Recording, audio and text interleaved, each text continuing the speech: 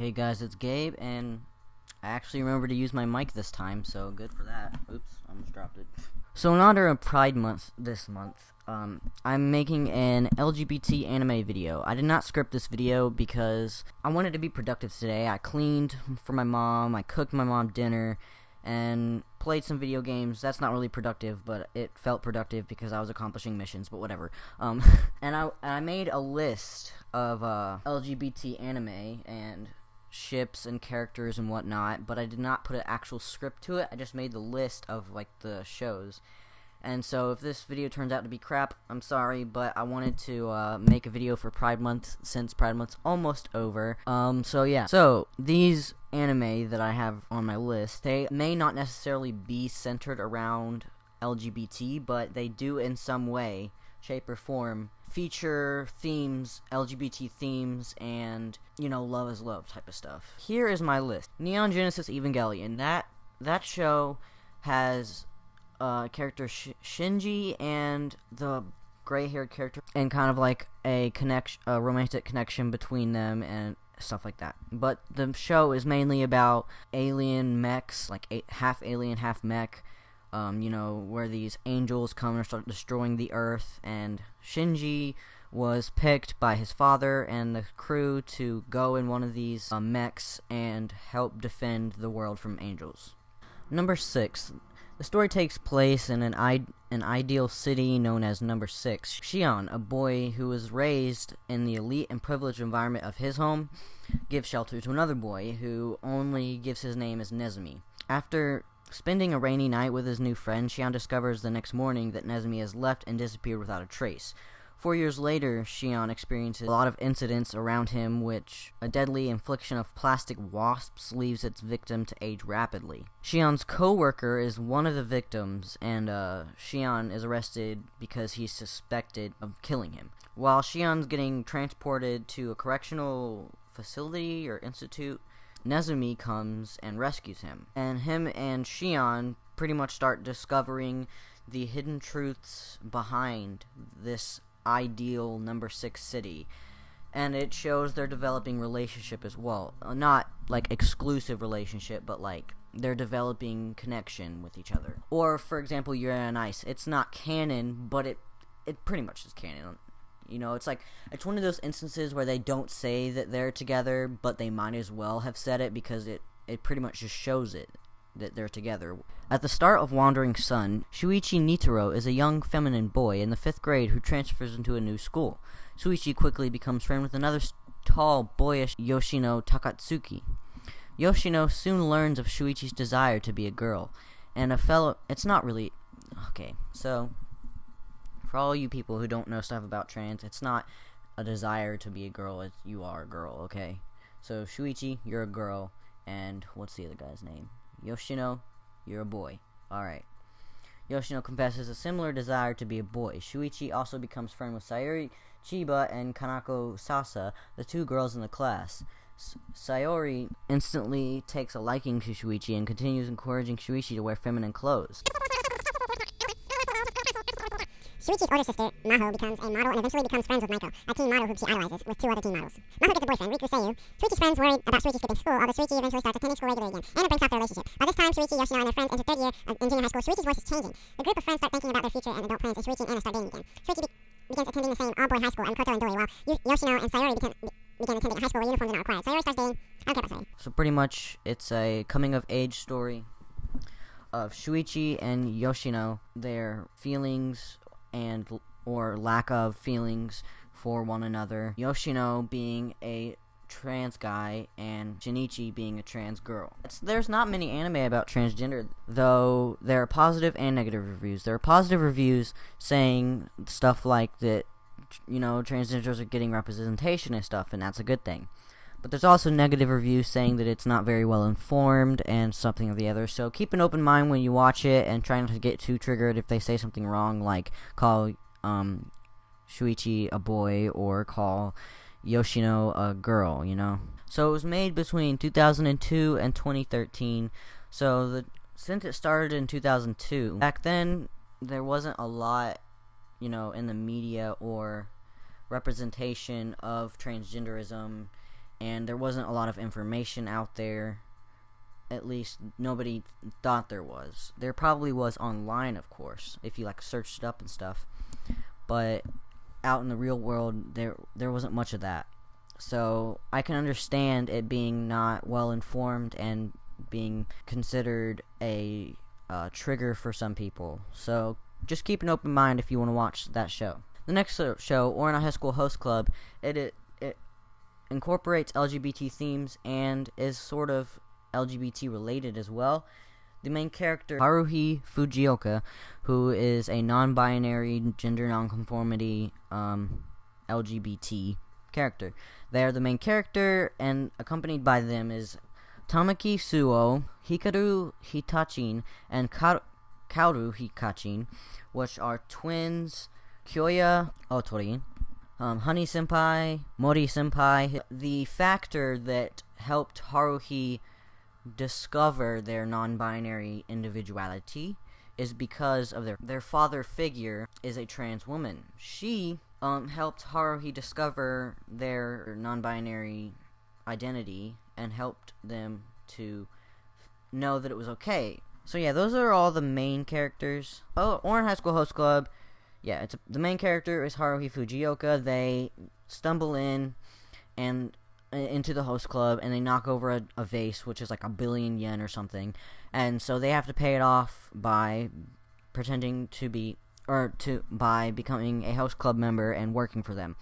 They mistake them as a boy, and that's why they're like, yo, you can be in the host club, and you can, work the payment off. And they were like, all right, sure, whatever. And so they start dressing them up and everything, and then Tamaki walks in on them and sees that they have female anatomy, female chest, and it was like, whoa, you're biologically female. And they're like, yeah, but I really don't care what people look at me as. And then that's pretty much just how Haruhi, Tamaki, Hikaru, Kaoru, Kyoya, Honey Senpai, Mori Senpai, and, all of them becoming friends and working in the host club and all that stuff. Also, the manga is like 10 times better than the anime. I highly recommend reading the manga, because when I watched the anime, I was like, this is alright. And then I read the manga, and man, the manga is hilarious. It got me laughing so hard.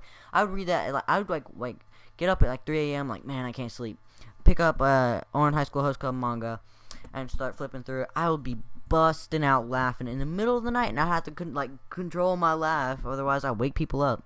Miss Kobayashi's Dragon Maid. This is a non-LGBT centered anime, but that is about a girl who works in an office, and she gets drunk one day and wanders out in the forest. Then she finds a dragon, and she's talking to the dragon, and she tells the dragon that, hey, you can come live with me. So then she wakes up one morning, and the dragon's there, but it's a girl with a dragon tail and dragon wings and stuff like that. And she's like, yo, what are you doing in my house? And she's like, you said I could come live with you. And she was like, oh crap, I was drunk. Oh well, I guess you can live with me, you can be my maid. And so she has to teach this dragon girl how to be a maid, and how to help around the house and stuff like that. How to get groceries, how to take care of, if someone calls or someone knocks on the door. And and then the dragon girl ends up falling for her, and it's like telling her she likes her and stuff and everything. And that is where the LGBT comes in, because there's 2 girls. So the next one is Legend of Korra. So Korra, Legend of Korra is the sequel to Avatar: The Last Airbender. In Legend of Korra, Korra falls for another girl, and that is where the LGBT theme comes in. The next one is Attack on Titan. Ymir and Krista, of course. So Ymir and Krista is a very popular ship in Attack on Titan. It's like like what I said, not canon, but might as well be canon type of things. They're very, romantic and loving towards each other. It's obvious that there is some sort of romantic connection between them. But that is not who we're actually talking about. That is one part of Attack on Titan that features LGBT characters, but there's another one that I recently found out. Here is an article. So, Hanji Zo. Hanji is a squadron leader for the Survey Corps, the daredevil group of soldiers who fights against a series of enormous mysterious enemy, the Titan. Throughout the series, fans have speculated about whether Hanji was meant to be a non-binary character. Although the character has a female first name, they're usually referred to as simply Hanji. Gender isn't really a part of the character's identity. As Tumblr user Novimir explains, Hanji is not seen as such a binary gendered scenario and is often referred to without pronouns that would indicate binary gender in all official sources. Then it says, this is not enough to convince many fans. The subject of Hanji's gender has been ongoing debate in the fandom, with many fans arguing that at the very least Hanji doesn't have a binary male or female gender. Yesterday, Attack on Titan's publisher Kodansha confirmed on Tumblr for its US imprint, Kodansha Comics, that the refusal to gender Hanji was always as a deliberate choice on Isayama's part. In response to a question from a fan, did you confirm with him that Hanji is a woman? Production and marketing staff responded, Isayama has confirmed that we're not allowed to confirm Hanji's gender. He has instructed us to avoid gendered pronouns when referring to Hanji, or at least use he and she at equal frequency. When he told us this, we went back through Volume 5 and removed the couple of gendered pronouns we had used for reprint. That is all. So, as you can see, Isayama's the writer of Attack on Titan, who deliberately made Hanji Zo a non-binary character, and so that's what ties into LGBT other than the Ymir and Krista ship. So, the next one I'm going to be talking about is Steins Gate. Now, obviously, Steins Gate's about time travel, about reversing time, changing things, sending text messages to the past to change the present, to change the future. But in Steins Gate, there is a transgender woman, and she was born biologically male, but identifies and presents as a female. In the story, she asks the main character, I forget his name, the scientist guy. She asks him to go back into time or send a text message to the past with their time traveling microwave thing to tell her mom to eat more vegetables, because they say if you eat a lot of vegetables while pregnant, your child will become a girl. And so, because she wants to be biologically female that bad. He does this, and I'm not going to spoil the rest for you. Which leads me to my next one, Citrus. Citrus is about a mother who gets remarried, and the main character, she starts feeling romantic attraction to her stepsister, and it is their growing relationship together and having to overcome not being able to be romantic to each other and love each other in that way because they are siblings, and etc. And the next two I'm going to talk about is Love Stage and Strawberry Panic. Those two I have not seen, so let me look at those up so I can get the synopsis, the plot summary.